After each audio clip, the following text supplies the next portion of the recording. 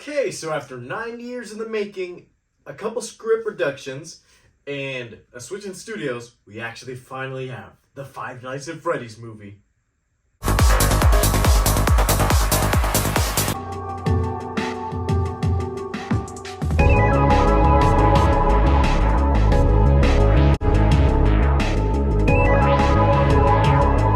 Okay, so Five Nights at Freddy's is the movie adaptation based off the video game series from Scott Cawthon, and in this movie, with a couple of, like I already said, deviations in my past trailer reactions, it deals with the same basic plot of a security guard, Mike Schmidt, is down on his luck trying to take care of his sister until he actually gets a full part-time job working at Freddy Fazbear's Pizzeria, only to realize that the animatronics in that pizzeria are actually come to life at night and are on their way to kill him. And this is a no spoiler review, as I'm gonna go talk deep into the characters. Let's just get started with Mike Schmidt. Mike Schmidt, played by Josh Hutcherson, is something I was conflicted on at first. I'm like, okay, he's an interesting choice. But the fact is that I like that he's actually not exactly mentally ill, but he's more, how could I say, he's actually fighting with his demons about what happened with his backstory in the past. A couple of things happened along the way. He's trying to do good for his sister. Even in this movie, the way he interacts with the animatronics, like, I'm surprised that he's an average Joe down on his luck, and this is the only way to make money, so he's gonna have to work the nights, making the movie make sense for why he has to actually go for the 5 nights. And I kind of like that aspect. Even he held his own against the animatronics at some point. Another thing I liked about this movie was William Afton, played by the great Matthew Lillard, for the limited time he had on screen, and yes, limited time he has on screen. He actually did a stellar good performance as William Afton. We didn't get to see a lot of him in this, but for the few pieces of him we see in this, I'm like, okay, sequels, we got this. And if I'm gonna deviate from the first 2 things I like about this movie, I'm gonna have to talk about the animatronics themselves. Freddy, Bonnie, Chica, Foxy, Golden Freddy.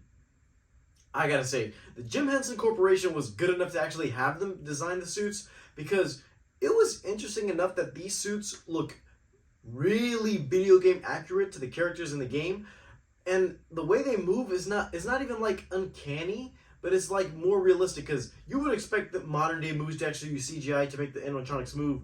Willy's Wonderland kind of did that, using puppets and both CGI to make the characters move. But with this movie, anything is full blown. Anything can move on its own. The eyebrows, the expressions, even the movements of the way they're actual animatronics, you can hear them stomp with robotic sounds like the Terminators. It's weird enough in the sense that these characters felt more real, not having any dialogue. I expected the animatronics to have a bit of dialogue, or at least some of the voice cues from the games. They didn't have that, but I gotta say, the animatronics, amazing in this. And this is where I'm gonna get to the interesting part of this review. And I'm gonna say this as a fan. As a fan, I liked it. I actually enjoyed some of the things they did, and there were a couple deviations from the lore. I know some people are gonna get accustomed to, but some people are not.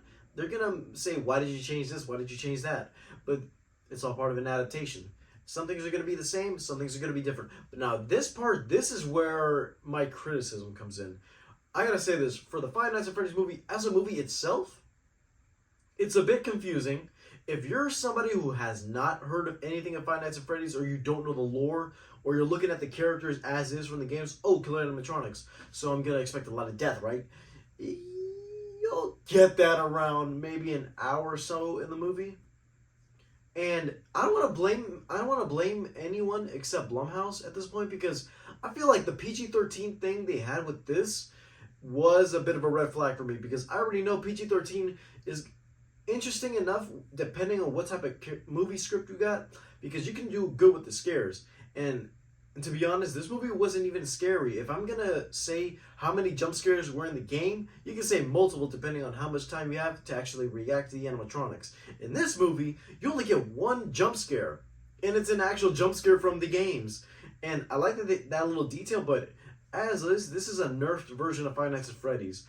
If I wanted to be honest with you, the PG-13 thing was a misstep, and I feel like since this movie released in theaters and on Peacock, I cucked it out for Peacock because I'm like, it's right here at home. I can easily watch it, and I don't want to get spoiled, so I might as well just watch it now.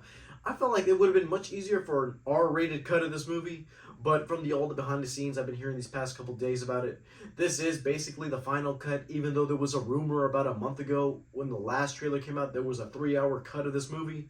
I don't know where that set in, but I feel like using actual R-rated stuff in this movie would have actually helped. A bit of the kills, a bit some of the gore, at least for a particular thing that happens in this, but can't talk about that. Some of the things I feel like kind of made it feel like it wasn't it was, I can say Vanessa. I know her character is part of the games later on, as in the current day Five Nights at Freddy's things with Security Breach. But I gotta say, her character felt like you didn't have to be here, but I know lore-wise we're gonna have to fit anybody in the Five Nights at Freddy's franchise into this movie at some point, because we get a bit of the first 3 games inspired in this. Not exactly the first 3 games, but I gotta say, for the elements they used for the first 3 games of this movie, I liked it. That was interesting enough that they actually used some of the plot lines and gameplay mechanics to actually show the characters the way and actually help them along the journey. But the thing I'm interested on is, what are they going to do now with the changes they made? Because on one side, you have new fans coming into this learning about the franchise. On the other, you have regular fans like me who know the franchise, but are going to have to look at the elements the movie introduced, and you're going to be like, okay, so is this better or is this better? And to be honest, I feel like the video game stuff could have been added more into this. Like, the gameplay mechanics is interesting, but the lore and backstory in this, it's the same thing I have with the recent Mortal Kombat movie, where they have the elements from the games, but the backstories and everything are a bit different. So what's the point in changing it in an already perfect story to explain why these characters are the way they are? We already know that the animatronics aren't deadly, but as a non-viewer going into this, you're going to be confused, but like, this ain't the right movie, right? And you're looking at these animatronics like actual lovable creatures, but not the serial killers or anything you see or think about when you look at the games. But at the time of doing this, I know it's a piece of lore that actually hasn't been expanded on yet. But now that with all of our collab 9 years of Five Nights at Freddy's, they have to switch it up for the movie, so I get that aspect.